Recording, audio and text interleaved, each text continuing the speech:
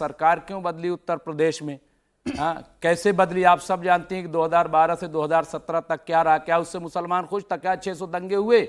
मुसलमान खुश नहीं था उससे। इसी तरीके से बंगाल में जाकर के देखिए, वहां उर्दू एकेडमी का क्या हाल हुआ है, जाकर के देखिए माइनॉरिटी डिपार्टमेंट का क्या हाल हुआ है।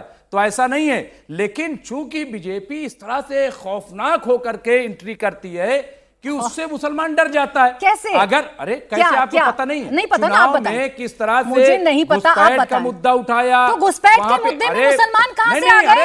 अरे कमाल मुझे हो गया। इस बात से आपत्ति है मुमताज आलम रिजवी जी, जब आप घुसपैठ की बात करते हैं तो मेरे देश के मुसलमानों को क्यों जोड़ते हैं? मुमताज आलम रिजवी जी, मुमताज आलम रिजवी जी, आपको चिंता हो या ना हो, लेकिन मैं आपकी इस बात पर आपत्ति दर्ज कराऊंगी। जब घुसपैठियों की बात होती है तो आप मेरे देश के मुसलमानों को उसके साथ लाकर क्यों खड़ा कर देते हैं भाई? हम नहीं लाके खड़ा करते। घुसपैठियों का मतलब है जो बांग्लादेश से आए हैं, जो अवैध तरीके से रह रहे हैं। प्राची जी देखिए, आप उनकी जबान सुन लीजिए, उनकी बोली सुन लीजिए, फिर आपको अंदाजा हो जाएगा। मैं देखिए, मुझे बताएं, मैं किसी पार्टी का मुखालिफ नहीं। मैंने क्या सुना, मैं किसी पार्टी मैंने क्या सुना और मैंने क्या नहीं सुना वो छोड़ देते हैं। लौट कर आइए मुद्दे पर, मुझे बताए ना, मुझे बताए ना कब मुमताज आलम रिजवी को, कब मुमताज आलम रिजवी को, एक सेकंड रुकें सर, अरे रुक जाए। अब आप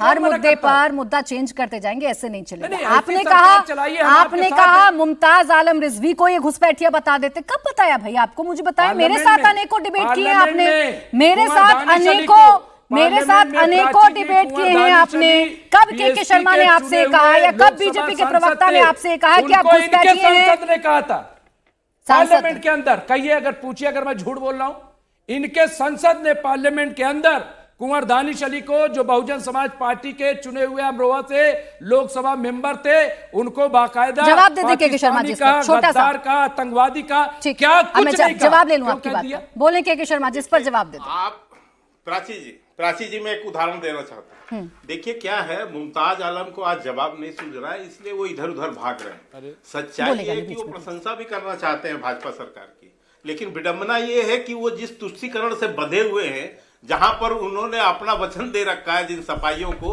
उनसे कैसे बाहर है। तो ये समस्या, ये विडंबना है, आज उनके अंदर में एक अंतर्द्वंद से जूझ रहे हैं।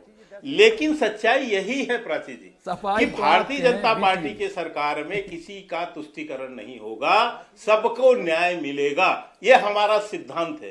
सबका साथ सबका विकास का नारा हम लेकर चलते हैं और सबके साथ हम बढ़ते हैं। लेकिन इस तरह के सौहार्दपूर्ण के समय, अभी यही मुमताज आलम ठीक कह रहे हैं, वो अपने जो एक प्रवक्ता भाई हैं वो कह रहे हैं, मैं भी इनसे कम से कम 10 डिबेट कर चुका हूं अभी तक, रोज क्या गालियां बकते थे, रोज एक आरोप भाजपा के ऊपर, रोज एक आरोप, यही कहते थे नमाज हम पढ़ेंगे, कर लेना जो करना, ठीक है, हमारा तो काम है जी ये करना, ये करते, ये इसी तरह के बहाने थे।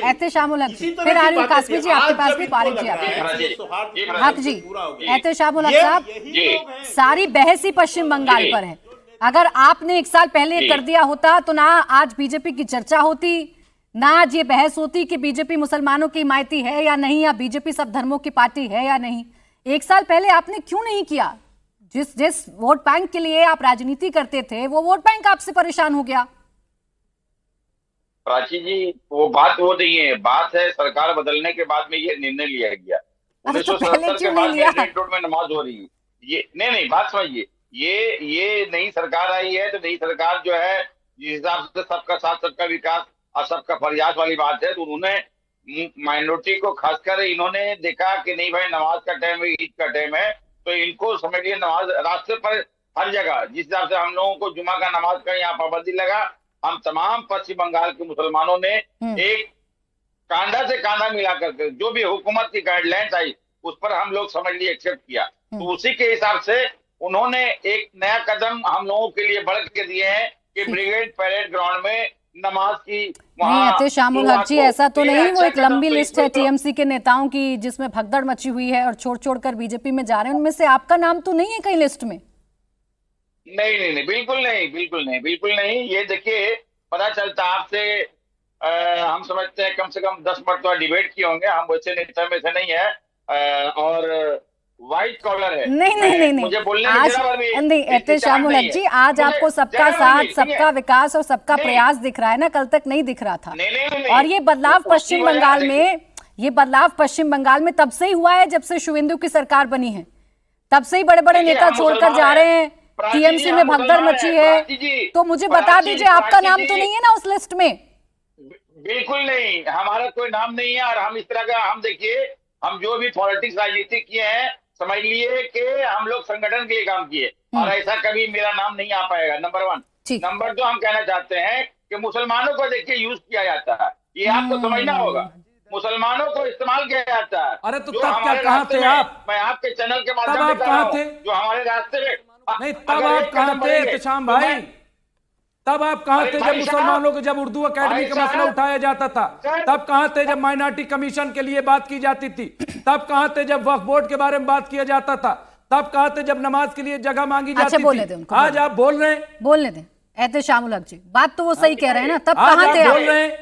क्यों गुमराह मुसलमानों किया जाता है? क्यों सड़कों पे मुसलमानों को लाया जाता है? जी, बाकी लोग भी हैं, बोले। मेरा दर्द है, पूरा डिबेट है, दर्द बताते रहिएगा, बोले। कहीं न कहीं डर, ये भी बात समझना होगा।